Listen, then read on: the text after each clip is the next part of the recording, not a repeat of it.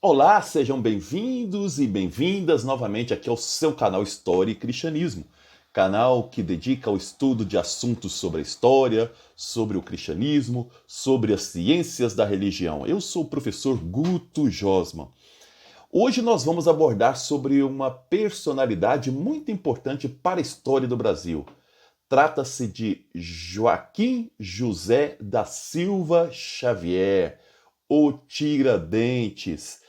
Nosso objetivo aqui é mostrar como que de uma imagem de traidor, Tiradentes passou a ser um herói nacional e um herói aí trazendo em si as características do próprio Jesus Cristo. Esse é o objetivo do programa de hoje, a construção da identidade desse personagem histórico Tiradentes. Joaquim José da Silva Xavier nasceu em meados do século XVIII e logo criança se tornou órfão. A família que tinha dívidas para com a coroa portuguesa teve aí os seus patrimônios confiscados. Quando, lá pelos idos de 1780, ele vai se alistar na cavalaria da monarquia, vai se tornar um alferes, um segundo tenente, chegando ao posto, inclusive, de chefe do Caminho Novo, responsável aí por fiscalizar essa rota que levava o ouro de Minas Gerais até o Rio de Janeiro. 7 anos depois, ele vai aí sair da corporação, porque por dois motivos basicamente. O primeiro motivo é que ele não conseguia promoção e o segundo, ele perdeu o posto de chefia. Antes mesmo desse acontecimento, ele já exercia também a atividade de tirar os dentes das pessoas. Aí vem o apelido Tiradentes, que é justamente foi um ofício que ele aprendeu com o tio dele, chamado Sebastião Ferreira Leitão, esse de extrair os dentes das pessoas. Então ele tinha esses dois cargos de tira-dentes, tirar os dentes, e ao mesmo tempo também de alferes. Então, em 1787, ele abandona a corporação militar e vai se aproximando lentamente aí de um movimento que estava ganhando Minas Gerais, que era um movimento chamado dos Inconfidentes, aqueles que de alguma forma queriam aí que a coroa aliviasse a cobrança de impostos que exercia no Brasil, principalmente a chamada derrama, que era quando a coroa portuguesa objetivava chegar a um tanto em ouro e aí estabelecia confisco nas casas das pessoas até atingir aquele patamar exigido. O Tiradentes, ele tinha o objetivo nessas reuniões de justamente de ser o articulador entre os inconfidentes e a população. Ele era aí uma espécie de propagandista desse movimento que tinha como bases aí o iluminismo francês e também o liberalismo. Nós podemos dizer assim que o objetivo desse grupo não era a independência, nem queria essa ideia, mas aí principalmente lutar contra esses altos impostos e também aí uma espécie de decepção que o grupo tinha em relação à própria coroa, né? O próprio Tiradentes tinha perdido aí o cargo de chefia. O fato é que no outro ano, em 1789, ia acontecer a derrama no mês de fevereiro. Então, o movimento dos Inconfidentes já estava pleiteando um movimento revolucionário para esse mês de fevereiro, quando ia acontecer a derrama. Mas essa conspiração não acontece porque um membro dos Inconfidentes, de nome Joaquim Silvério dos Reis, que devia muito dinheiro, né, à coroa, ele faz um acordo com a coroa para entregar os nomes desses conspiradores para poder aí ter a dívida paga com a coroa. E assim, José Silvério dos Reis fez, entregou nomes, senhas, quem era o líder desse movimento, para que ele tivesse a dívida paga com a coroa portuguesa.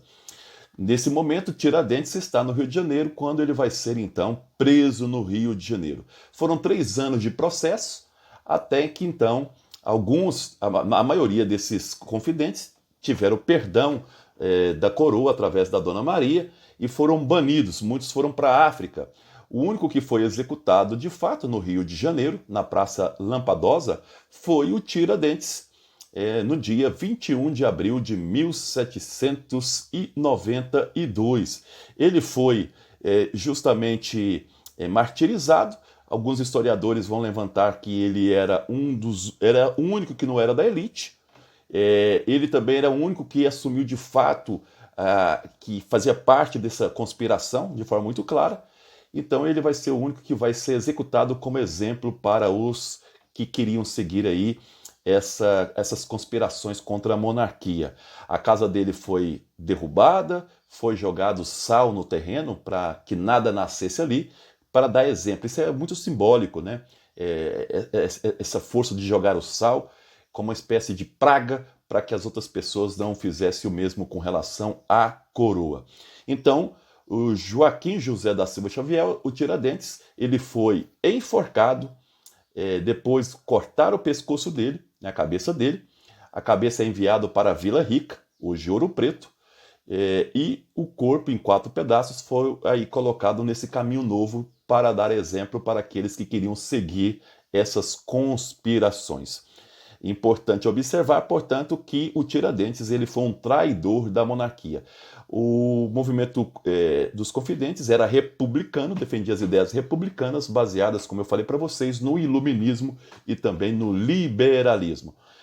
Quando a Brasil se torna independente, em 1822, Tiradentes continua sendo um traidor, mesmo porque a Dona Maria, que aí é da mesma família do Dom Pedro I, foi a que executou esses homens, esses conspiradores. Portanto, a independência desligou, a independência feita do alto, né, a partir da elite no Brasil, foi desvinculada desses conspiradores. Então, durante toda a monarquia, o Tiradentes ele ainda é considerado um traidor.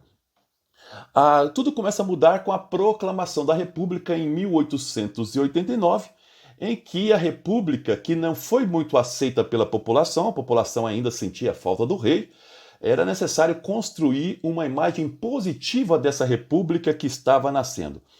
O Marechal Deodoro da Fonseca e os primeiros militares trouxeram uma crise econômica enorme e os nomes deles não seriam os primeiros nomes para representar aí esse papel positivo da República. Então coube aí a figura de Tiradentes ser essa figura positiva da República, aquele que foi traído, aquele que lutou pelos ideais republicanos, foi martirizado por esses ideais republicanos.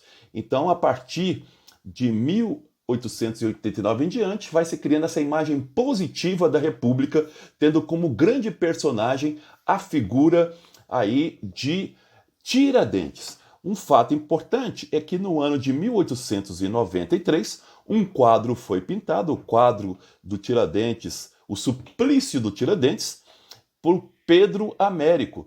Então ele vai pintar um Tiradentes com o rosto de Jesus, inclusive com um crucifixo do lado, esquartejado, com o corpo, né? O corpo do Tiradentes é o corpo da própria Pietà, do Michelangelo. Então, a partir desse momento, todas as pinturas do Tiradentes irão aparecer ele com barba comprida, com cabelo comprido, lembrando a figura de Jesus Cristo. Ou seja, foi usado a religiosidade popular para unir os valores da República ao povo.